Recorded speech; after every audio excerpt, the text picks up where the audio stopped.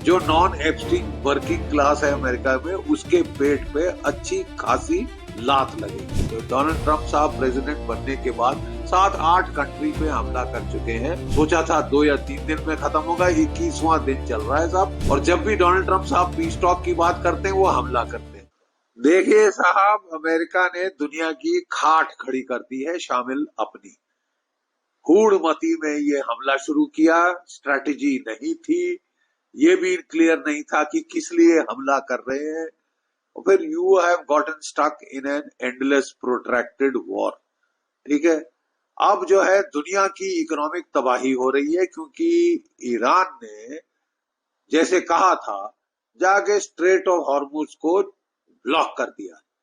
उससे दुनिया का इकोनॉमिक सत्यानाश शुरू हो रहा है। प्राइस ऑफ ऑयल $130 के ऊपर चली गई है, 150 तक जाएगी जिस दिन ये ट्रूप्स ऑन ग्राउंड डालेंगे। आप आज मेरी प्रेडिक्शन ले लीजिए, प्राइस ऑफ ऑयल $200 प्रति बैरल पार कर जाएगी। 50% भारत का तेल, 60% गैस वहां से आती है, 30% आपका यूरिया, उससे ज्यादा यूरिया फर्टिलाइजर वहां से आता है। अभी फसलें बोने का सीजन है, आप खाट खड़ी कर देंगे सारे फार्मर्स की। एशिया में, यूरोप में, अमेरिका में, वो जो सोयाबीन फार्मर इस वक्त क्रॉप डालने जा रहे हैं, 42% उनके फर्टिलाइजर के रेट बढ़ गए। पेट्रोल का दाम वहां पे जो भी $2-3 प्रति गैलन था लड़ाई के पहले, वो अभी $5 के पास पहुंच गया है और ये $6-7-8 के ऊपर जा सकता है। जो नॉन एब्स्टीन वर्किंग क्लास है अमेरिका में, उसके पेट पे अच्छी खासी लात लगेगी साहब। और मिड टर्म इलेक्शन है, फिर वो भी आपको बता देंगे साहब कि इसका होता अंजाम क्या होगा पॉलिटिकल।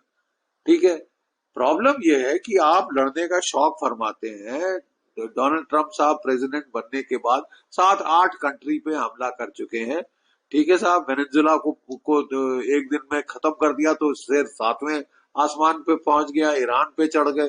सोचा था 2 या 3 दिन में खत्म होगा, 21वां दिन चल रहा है साहब, 22वां दिन। ठीक है, और खत्म होने का नाम क्या, और इंटेंसिफाई होता जा रहा है।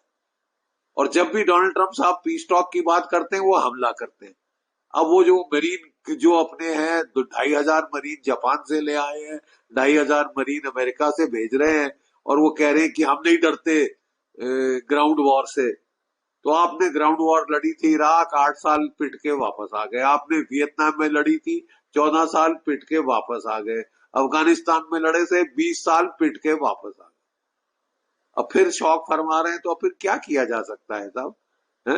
प्रॉब्लम यह है कि आप शौक फरमाते हैं लड़ने का, ठीक है, और भुगते पूरी दुनिया।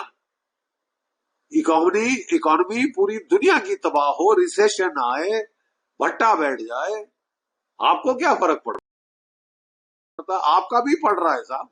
आपकी इकोनॉमी जब आपके लोगों को हिट करेगी ना, तब आपको होश हवास आपके वो उड़ा देंगे अगली इलेक्शन के अंदर। आप शायद सोच रहे हो कि मैं लड़ाई लंबी खींच के इलेक्शन ही कैंसिल करा दूं। यही चारा रह गया है, और क्या रह गया? ये क्यूबा में लड़ाई शुरू कर रहे हैं साहब, ये लड़ाई खत्म नहीं हुई। I don't know what is the problem. दबूड़ी लग गई है क्या कोई? जीरो हमने इन्वेंट किया, हमने बताया दुनिया को, जहां योग है वहां रोग नहीं। सबसे पुरानी सभ्यता है हमारी। गुलामी से तो और देश भी लड़े भाई, पर आजादी के लिए अहिंसा का रास्ता बस हमारा था। अपने पसीने से जमीन सींचता किसान और घर में घुसकर मारने वाले जवान, बस इसी मिट्टी ने जने। इसके हाथ ने जब थामा जज्बा तो इतिहास रचे। कदम बढ़ाए तो चांद का वो हिस्सा चूमा भाई, जहां कोई कभी नहीं पहुंचा।